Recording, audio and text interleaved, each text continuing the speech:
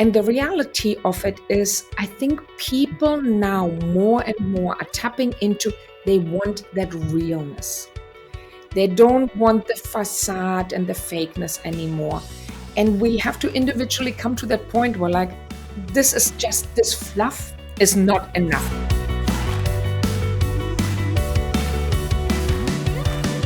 Hello and welcome to The Secret of My Success, the podcast where we explore what it means to live a fulfilling life. I am your host, Erin Currin.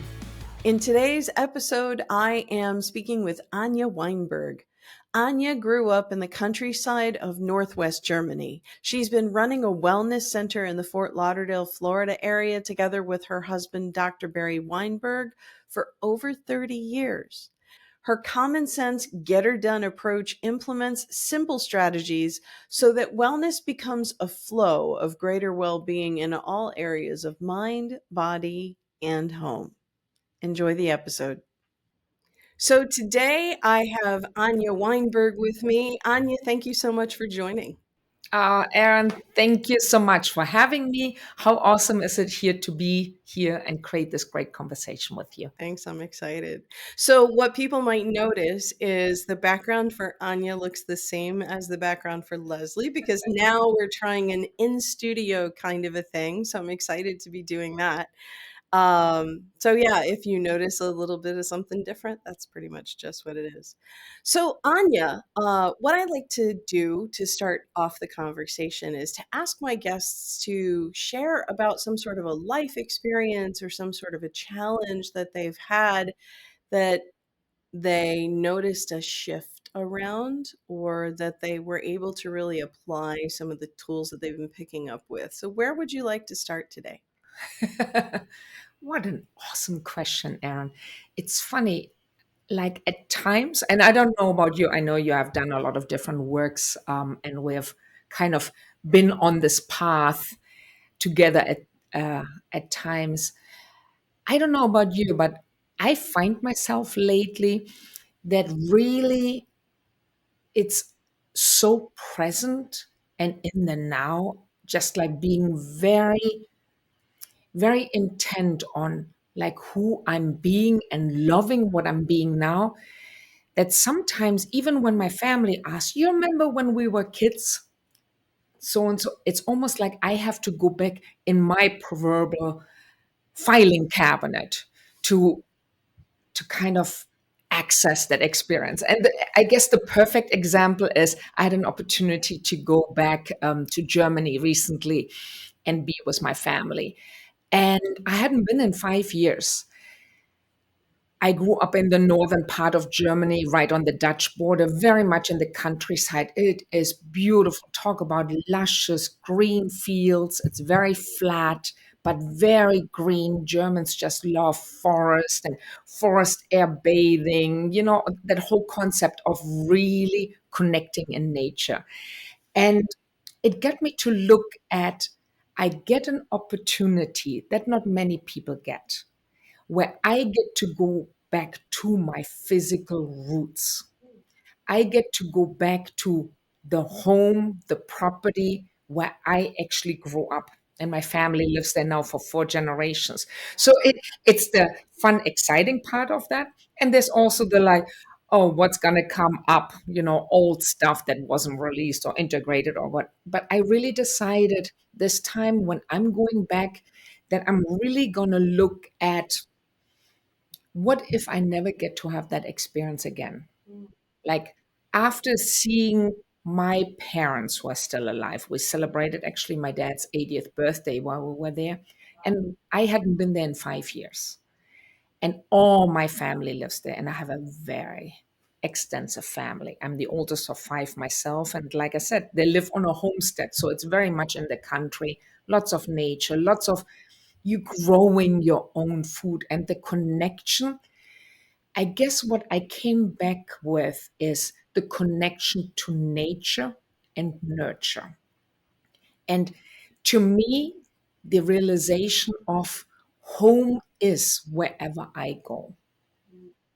My businesses thrive from home, but I really got to see the next level of it's thriving from here. from my beingness. And it doesn't matter that I've been gone from there for all these years, but the connection of who I was growing up there and the reasons I left.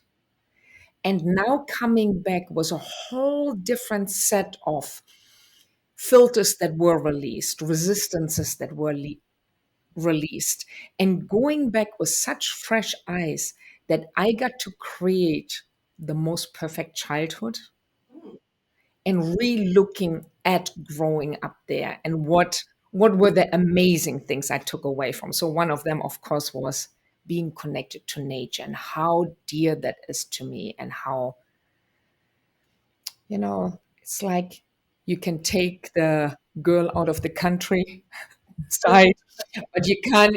I really got to see that how I like myself, just being by myself, forget my husband, forget my child, forget my family, but just really me and me in nature, and how much, I guess, there is a sense of connection to me in the nature and how much that fuels me. So I think that's a long wraparound, but yes, that was probably an amazing opportunity to really look back at going back into a time that might have not been the happiest at times, growing up, and the challenges and the reasons I left. And, there was the aspect, yes, I want to learn English to be more, I guess, adaptive and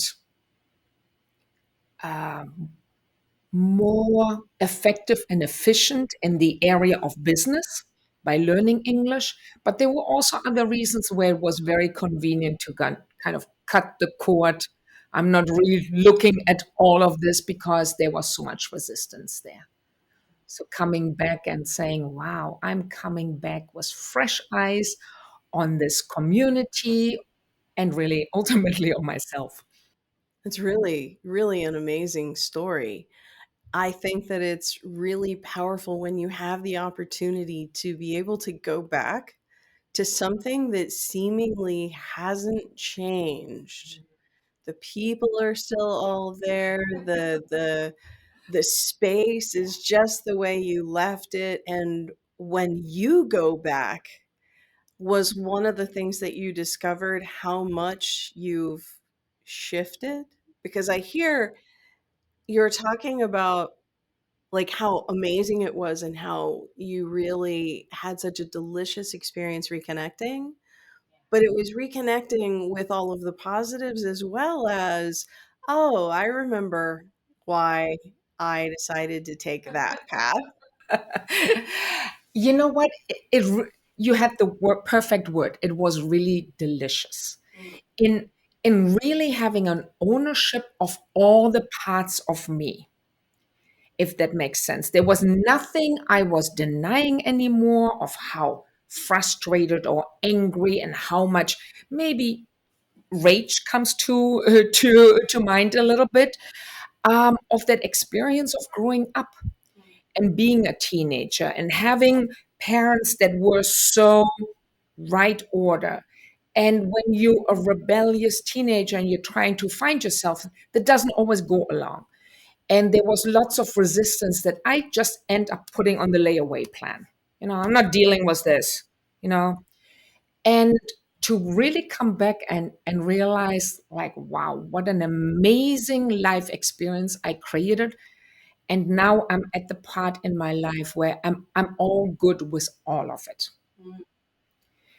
And I would even say there was a certain degree of love and appreciation for all the experiences, no matter if they were horrendous or totally blissful, just all of it. That's a really powerful place to get to because life just kind of has this way of lifing. It's going to do what it's going to do, whether you like it or not. And to be able to go go back, I was going to say come back full circle, to be able to go back and to be in that space and not only be okay with it, but to be at peace with it and to see and appreciate how it's contributed to who you are and where you are right now, that's powerful. I think that's the ultimate releasing of like the karmic bonds. Like we think of karma as this burden that we need to bear. And I tend to look at it more like life has been preparing me for something and I don't always understand what. Karma is not a death sentence, it's not a fate that is unchangeable. It's something that very much is, we have the freedom and the ability to alter the course of our life in any moment simply by getting to the source of the experience that we're having. And that sounds really woo woo, but like, so you and I met networking several years ago, and then we did self discovery, I think, together. Or you had been doing self discovery, and then I went and discovered self discovery. And so, a lot of the concepts that we function in around with are based on that kind of a self creation. So, would you like to speak maybe a little bit to this idea of, you go back, you're looking at the good, the bad, and the ugly about your experience as a child, you're looking at where you are now. If you were to talk to somebody who didn't have any experience inside of this kind of a conversation, how would you express that to them, and what could you offer for them to maybe get started? Like, well, I think it's such a great point, Aaron. And to take all of this that seems so ethereal or so out there, I'm German. I like it to be effective, efficient, productive. And I think that's one of my greatest tasks, assets, maybe not tasks, assets that I used to resist a lot. And now, when I can see that I can use it as my asset to really start where I was. And often, my husband and I have been in alternative wellness for many years. And we often say to our clients, it starts with that process where you just so at the point where you're like, I'm not taking this anymore. And there has to be that moment for anybody to create, to even want to create any change, because otherwise it's just the same old minutia of the everyday. And this is what I do: I get up at 6, I take the shower, I have my coffee at 6:35, and and the monotonous versus I get to do this rather than I have to do this. But there has to be that point where somebody is just so, yeah, I want to use the word anger. Because in America, often I hear this word passed over, like it's not okay to be unhappy. It's not okay to be angry and unsatisfied. America is the land of unlimited opportunity. And this, maybe that's the foreigner's viewpoint, coming here as a foreigner, that we think in America things are just so opportunistic, so um, everybody's happy, everybody's an influencer, and the reality of it is, I think people now more and more are tapping into, they want that realness. They don't want the facade and the fakeness anymore. And we have to individually come to that point where, like, this fluff is not enough anymore. And we talked about before about having the spa experience. You go in the hot tub, it's all nice and cozy, and then you get out, and the experience doesn't last. And what I found is, the more ruthlessly honest I can be with myself and be okay with all of it. The good, the bad, the ugly, the not so nice. And I remember years and years ago, before even I started self discovery, there was a time when my husband said to me, "You know what? It's so interesting. You're so nice to everybody else, but when you come home, I come home to the ugly." Yeah. And and I realized that for me, and this was totally my projection out there, that I felt I couldn't be that out in the world. I could only hold that so intimate that people could see that real me that I could trust. And now I trust myself so much that I just trust what comes out of my mouth is aligned, it's with purpose, it's helping people have the next um, like kick off to the next great moment, and just being very present to that. And yes, that takes a lot of digging up your own stuff, digging up and owning it, and just saying, okay, I'm at the point now where I'm okay with that part of me. Yeah, so where do people start off? Just getting a little bit more honest that maybe we don't really want all that fluff. Maybe we just want the real, and that here, just feeling home here. Yeah. Well, and of course, if you're watching this video right now, the fact of the matter is you Googled it, you met someone, someone forwarded it to you. It ended up in your stream or in your life somehow. So take this as a signal, check out a couple of videos and see if any of the stories resonate. Because one of the things that I found is each of us needs to hear it in a particular way to resonate with our soul. It might be exactly the same idea spoken over and over, but if my parents are saying it to me, I'm not probably going to hear it. Whereas somebody else could be saying exactly the same thing, but it's with just a little bit of a different language. They have a little bit of a different experience. We resonate on a little bit of a different level. So, whatever someone needs to do, if you're hearing something in this particular video, like, follow that lead. Trust that the universe is gonna put in front of you exactly the person that you need to hear. Maybe you need to hear a German and an accountant having an analytical conversation about trusting the universe. I mean, talk about 2 efficient and effective people. We will get you there. And that's something that I had to come to peace with as well because, in accounting over the years, it's a very masculine driven kind of a field. And most of my experience has been around manufacturing or construction. Men, male energy, very hard driving kinds of places. And sometimes the shit just comes out the way it needs to come out, and if they hear me dropping the F-bomb, it's like, "Oh, are you offended? I heard you calling somebody gay on the phone before you walked in here," and, like, it's like, it's get over yourself.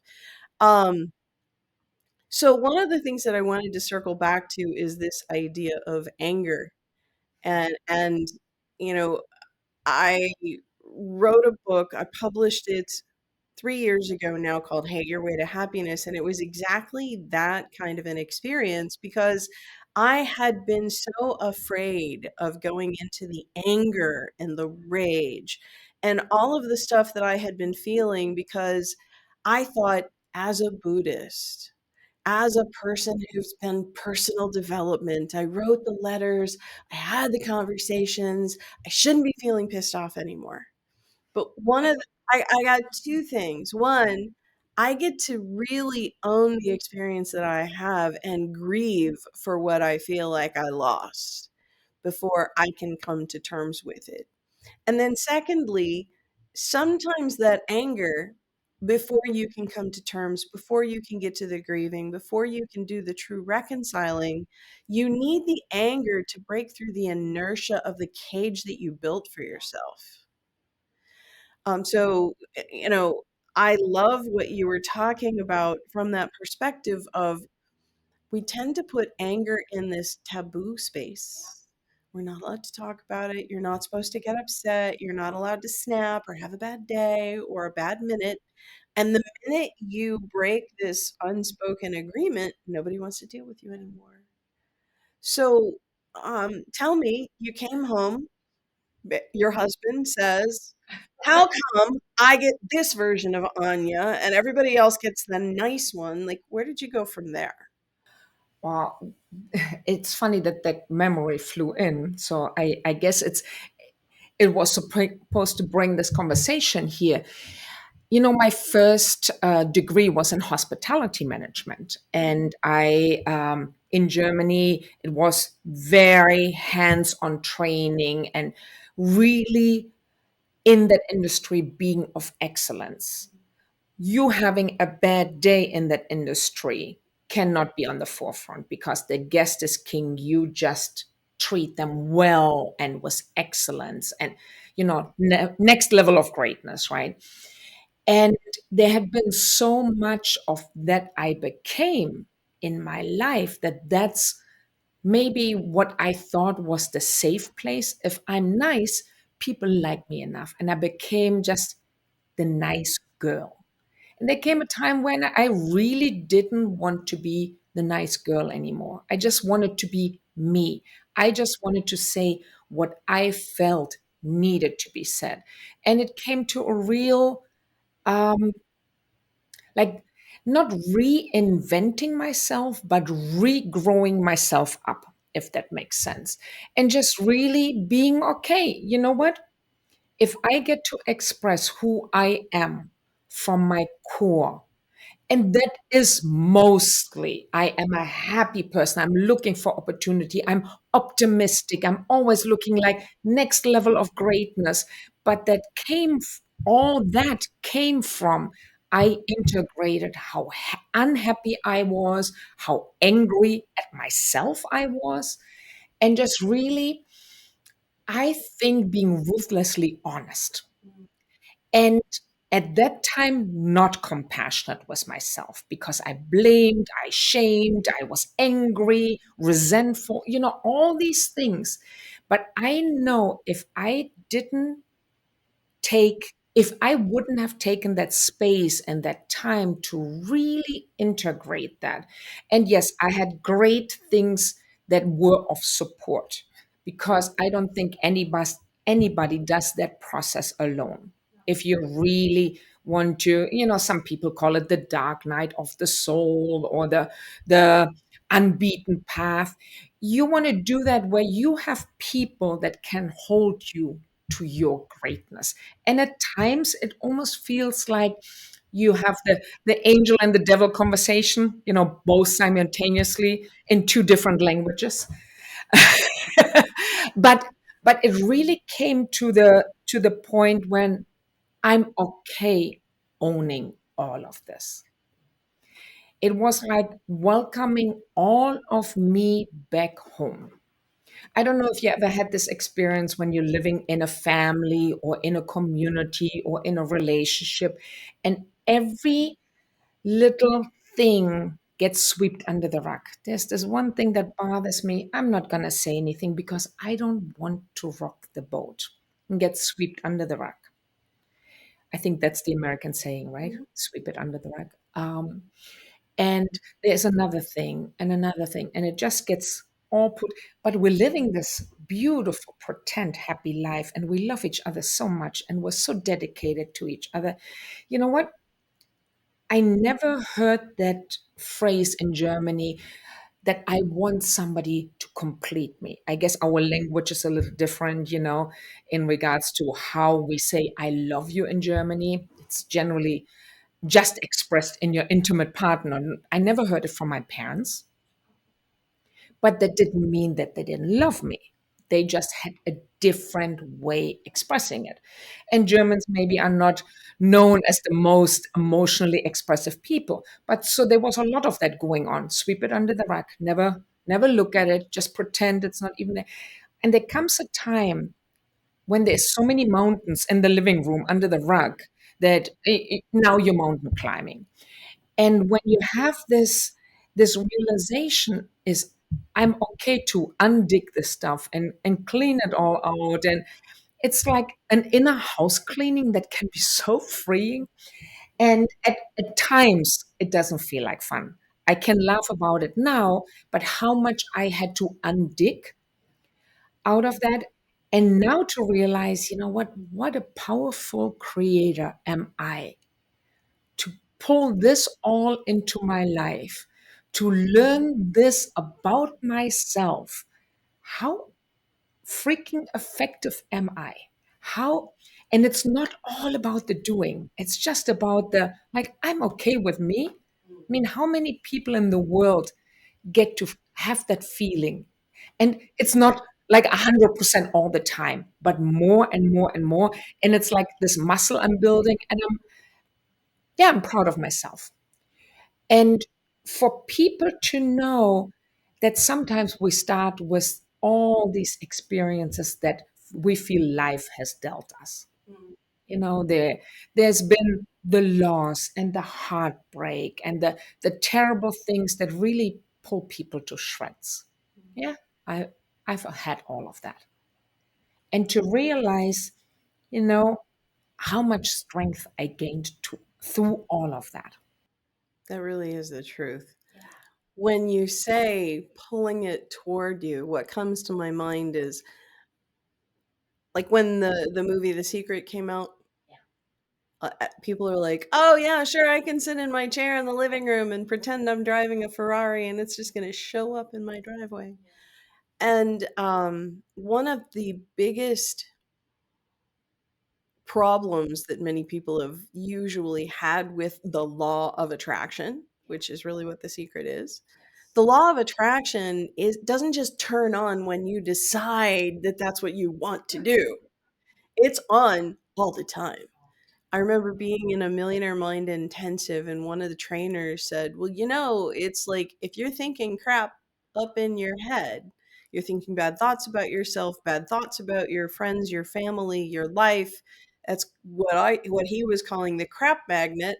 There's this giant pipe that the crap starts rolling down, and eventually the crap lands on you. Just because you stop speaking, thinking, and acting crap doesn't mean the crap that's still in the pipe stops coming. So it's like you have to have this commitment to the idea that something else is possible in the face of crap still landing on your head. And it's like, "Oh, no, they said that I would have a Ferrari, why don't I have it tomorrow?" Well, if you've got a train going 100 miles an hour in one direction, you wanna turn it around, you don't just flip it, the train is gonna rip to shreds. You have to slow it down, then you have to stop it and back it up and head it in the opposite direction, and it really takes some work. It's a complete well, it's a fabrication.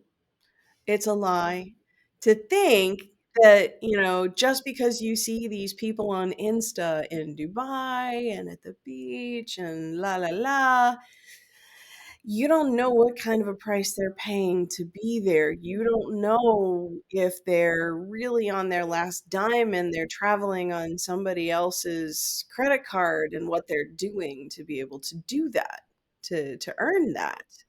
And some people can do some pretty dark things because when the only thing that we are willing and able to share is the shiny, pretty stuff, that's when it's really no good. I did gratitude training back in 2019, and one of the parts of the course was to go on this basically a ropes course where you climb telephone poles and stuff. And I'm not the most in shape kind of a person.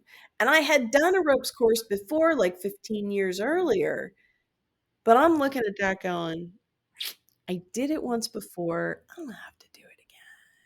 Like just listening to the little voices who are going, no, no, no, we're good. You don't want to go there. I already know that, right? Harry's going, "You can do it. You can do it. You're going to be awesome. You're going to be amazing." And I'm hearing bullshit in my head. I don't want to hear the sexy, shiny, you know, overnight sensation kind of stories. I want to hear about your fear. I want to hear about the terror that you overcame. What got me actually to do it was one of the coaches of the course came over, she doubled over. She's like, "I think I'm gonna throw up again." It was like the other coach, she was the one that was talking to me, trying to Pollyanna positivity me up on she was like, "Hang on a second, Erin, I'll be with you in a minute." She walks over to the other coach. I go, "Okay, nah, man, I'm terrified, but I just did it." And I was like, "Okay, so you don't have to feel good about it. You can feel like shit and do it anyway." And that's really, I think, what most people need to get. Like, when you start to do the work, it is not going to be a pleasant experience. It wasn't pleasant when you went through it the first time. You put it all in a box someplace in your body, like you and your husband do holistic work, so you understand emotions get trapped.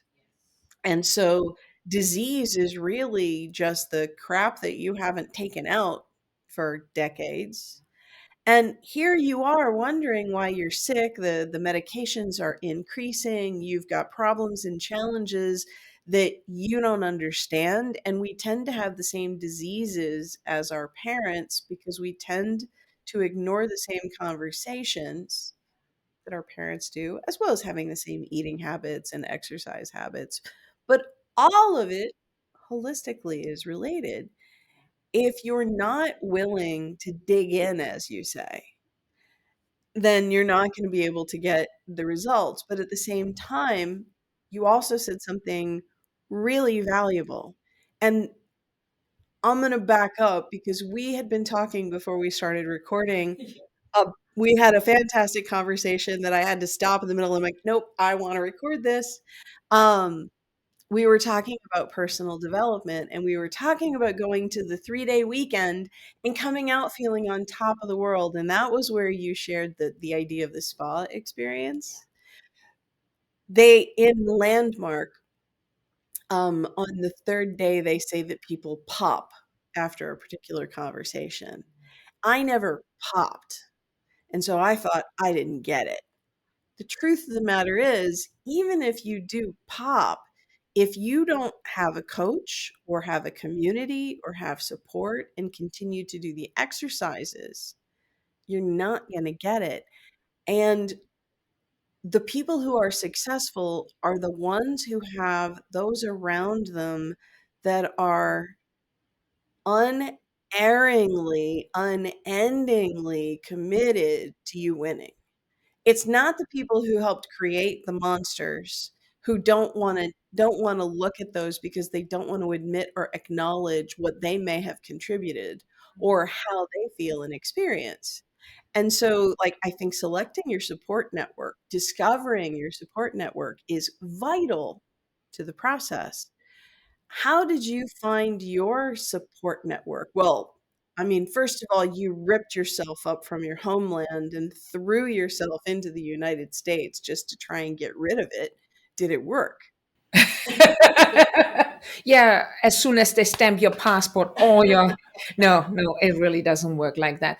And to be honest, I grew up very religious, but I didn't really grow up with a concept of meditate. Maybe I had a concept of it that would be closely linked to praying, but I became introduced to TM meditation, and I just thought, oh my God, twice a day, 20 minutes meditating. My list is so long. You know how much I could accomplish instead of sitting here. And I really became a human doing, not a human being.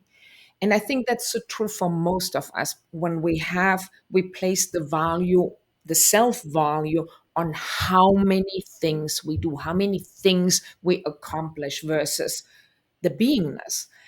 And through different courses, through different introductions, we really found ourselves with the self discovery group or self discovery techniques, where it's been our home for a long time. And I think in what I like about it, what seems the most real and effective for me, is to own where I'm at and be okay with that. I feel it's an evolutionary body of work because just like the process of discovering yourself, it's it looks different today than it did 5 years ago, 10 years ago, because I rebuilt myself. I might look the same on the outside, but I'm a totally rebuilt human being. And that has to do with all my physical aspects, my health, my well-being, my thoughts, my thinking, and my clarity of where I'm at. So having a good support system in that is, for me, was very important. I wanted something that was very real, very tangible, that wasn't just ethereal like Eastern philosophies. I'm from the north of Europe, very close to where Vikings come from. And to embrace that part of my culture, and this is what works for me, has been a very evolutionary and wonderful thing. Not always a happy thing, at times going through it, but a very wonderful thing. Looking back, I wouldn't have done it any other way. How perfect is this creation? And I'm looking, how do we always up it to the next level? Because I don't see this arriving at a certain place. For me, it's really setting a vision, mission, goal in life. It's ultimately, I see my vision that it's never going to be something I will attain in this lifetime, but there will be always the next level closer to it. And I think that's really what a wonderful thing, because there's always something to attain, to move towards, like it's purpose versus personality, getting a thing owned and done and move forward in all the nooks and crannies, whatever it looks like, and really being in that process and still allowing myself to be evolutionary. It's like evolutionary leadership in the world, if that makes sense. And Yes. at the same time, really learning to thrive from home, from my home first, and then how it affects the community, my business, my associates, my people in my sphere, and how that translate into, the concept of the ripple in the pond. Yes. It will never stop. And I think when I look at a body of work that has to do with self-development, I'm looking for something that brings that evolutionary leadership to the world and that really inspires people to become responsible leaders themselves of greatness. Not that everybody, my experience was growing up around the Catholic Church. And there was always this realm of you will just never attain this level of greatness, of closeness to God. When my viewpoint is very different, I'm grateful for that experience, but my viewpoint is now different. That I can always, it's never an ending point, always the next excitement. Like it's like an adventure that never ends. If that make Yeah, if that makes sense. I think it makes personally, I think it makes sense. Well, Yeah. because one of the things that I've recently gotten to is there is no place to get to. You know, That's kind of scary and kind of a wonderful thing, but it's like there's no place to get to. there's no place, but there's such peace in really understanding that. Because what I got is like, I'm looking at the political landscape and I'm looking at, like, oh my God, where are we? And everybody is fighting. And I want to be part of the solution, not part of the problem. But it depends on what solution you're pinned to. And you can't have a conversation with anybody and say anything unless you're willing to be super specific about what you think you believe, but then we only listen in sound bites, and so people are making assumptions. She's on the left, he's on the right, they're over there, we're over there, and we lose all of the nuance. And the nuance is where growth and evolvement happens. And as I was wrestling with this idea probably a year ago, I remember somebody that I met at CEO Space, Michael, I cannot remember his last name, but he was talking about this theory of the pendulum.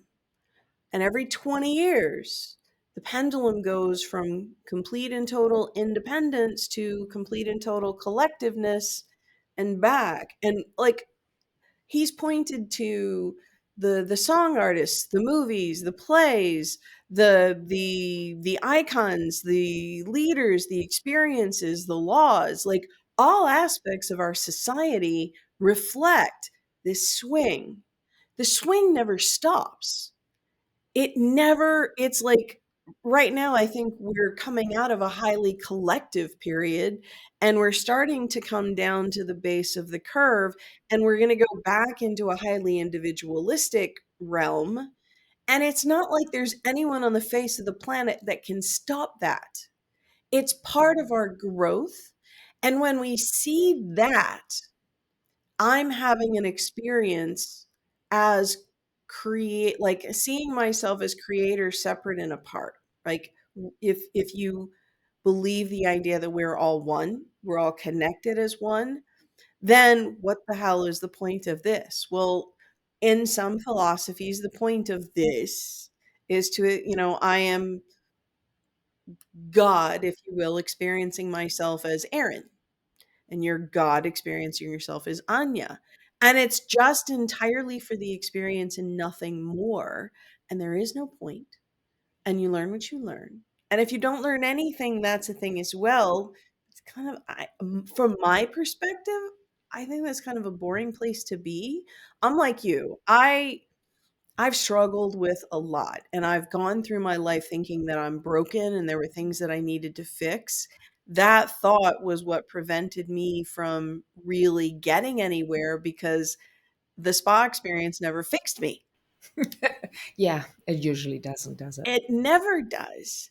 You take the tools that you get from the spa weekend as you're walking out of the spa, they try and sell you some of the creams. If you take them and use them, you can continue the spa experience. They'll also tell you drink more water, eat more salad, they're willing to tell you what needs to be done to continue feeling as amazing as you feel walking out.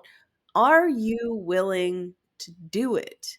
Even when the 6-year-old inside of your head is screaming for ice cream.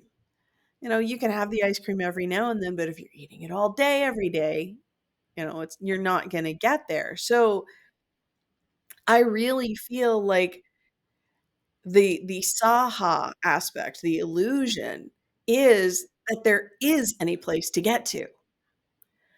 So Just right here, right now. it's kind of like, boom, there's well, where else do you go from there? Language is basically created as a way for us to attempt to explain what we experience within, which is an impossibility. Yeah, I think I've heard once language was invented to distract us from really feeling. That kind of falls in line with the whole Tower of Babel idea, right? Splitting up all the languages. Yeah, I guess. To create confusion. Yes. Huh. Awesome. So we have been a lot of places so far. Is Trip around the world was Anja and Aaron. and I think it's really amazing. In fact, one of the reasons why I love having these kinds of conversations is, well, first of all, I love having cool conversations, and so it is selfish. I get to talk with the people that I have loved and enjoyed hanging out with for years and meet really cool new people, but also share some of those ideas and philosophies with people. Is there someplace else based on what we've talked about so far that you'd like to dig into? Because we still have a little time left. You know what? Something stood out when you talked before about I I can't trace back in my memory now what exactly it was. Yeah, it went phew. But it reminded me of in times when the pendulum swings. That's where it was at.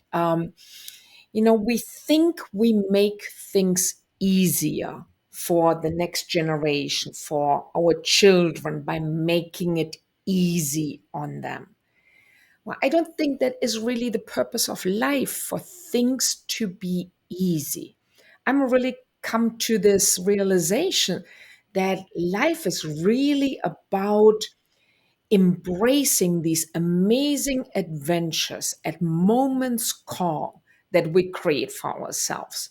And I don't necessarily mean that you got to travel the world, because some people travel a world and it becomes a thing of, I'm getting away, running away, flying away from what I really need to deal with right here, right now. So the adventures a lot look for me like internally.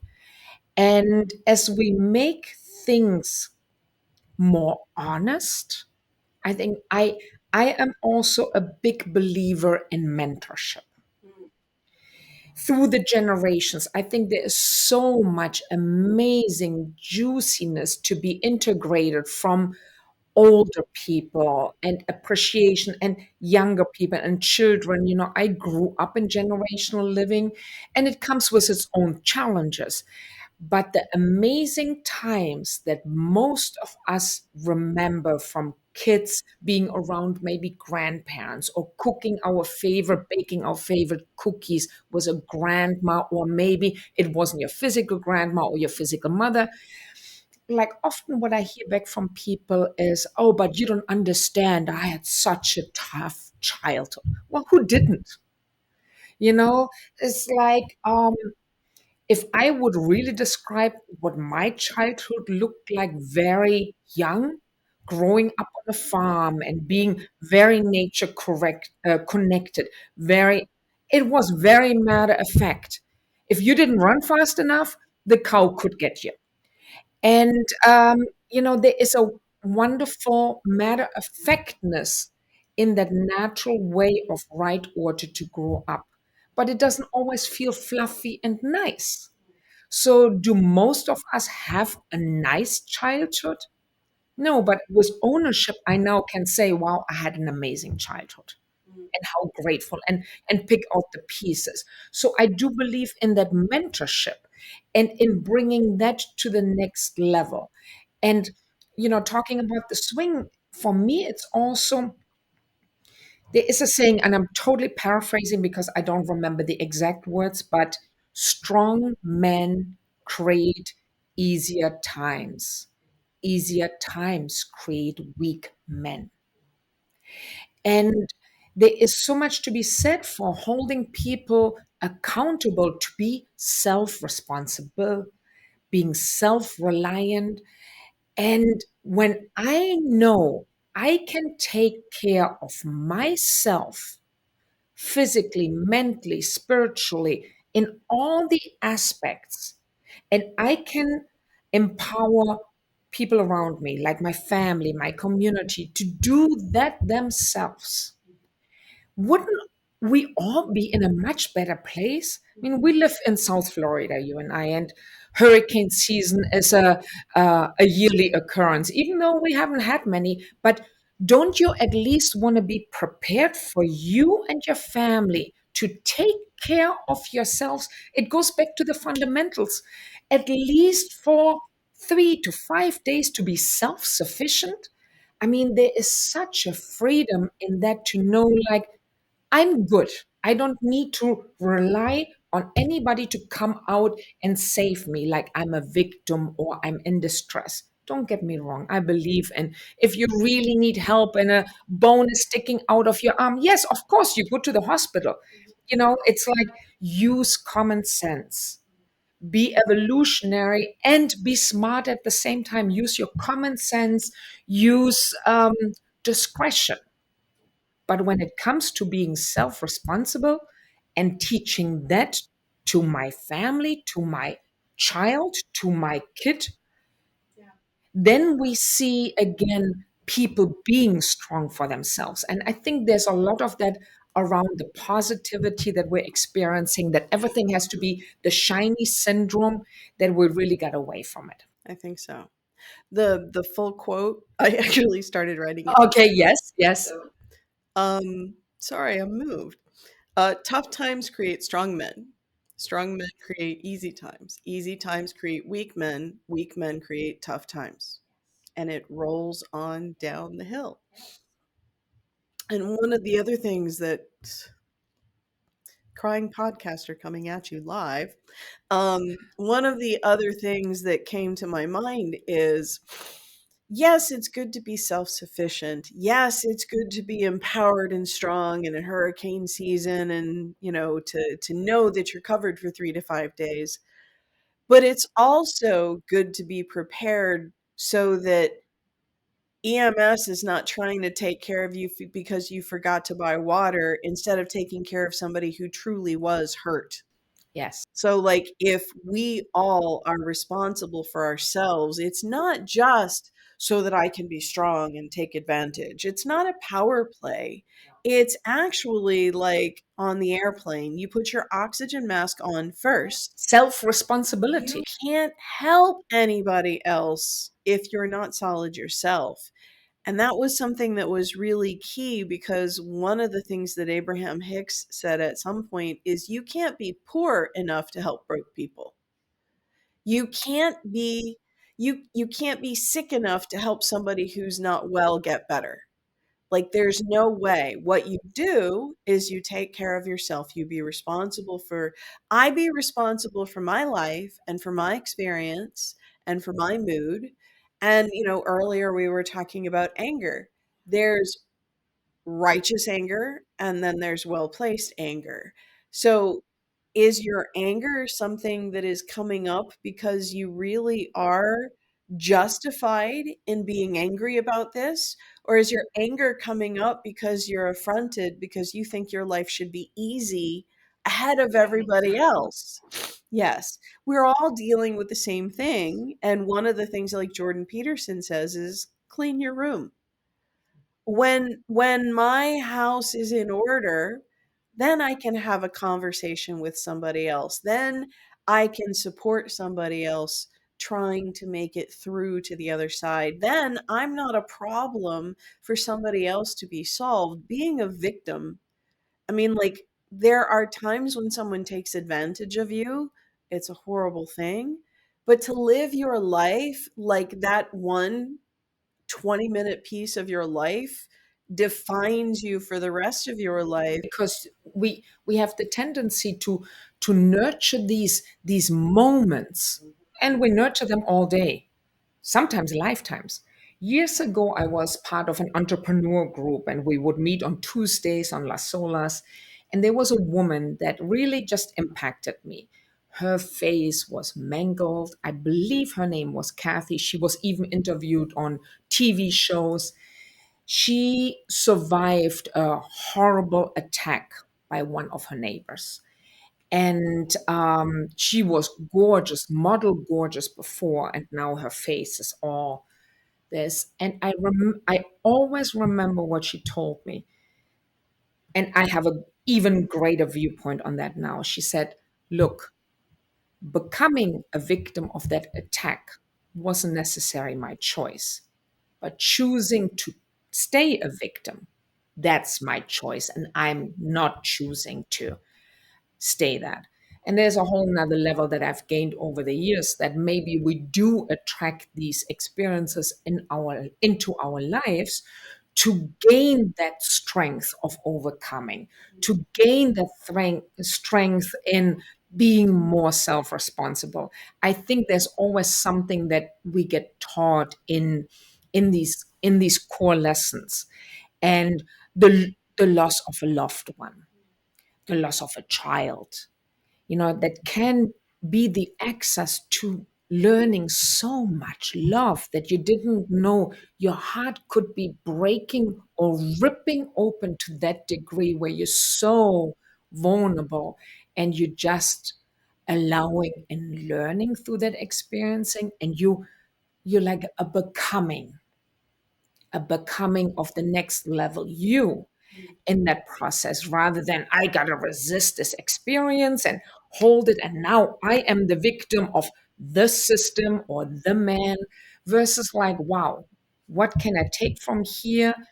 And don't get me wrong, I do not mean by any sense that the experience or feeling for a moment vulnerable and like a victim is not valuable. But then the aha effect of, do I really want to stay here? And I think that's where you asked about the anger, where that point comes back in, becoming angry enough. And maybe angry is not always the right word, but being just unsatisfaction, being angry enough with the situation to say, you know what, I'm not taking this crap anymore. Enough. And that, I think, is probably a really powerful place for us to land, because through owning the experience, you get the jewels that are buried within. It's okay, this happened.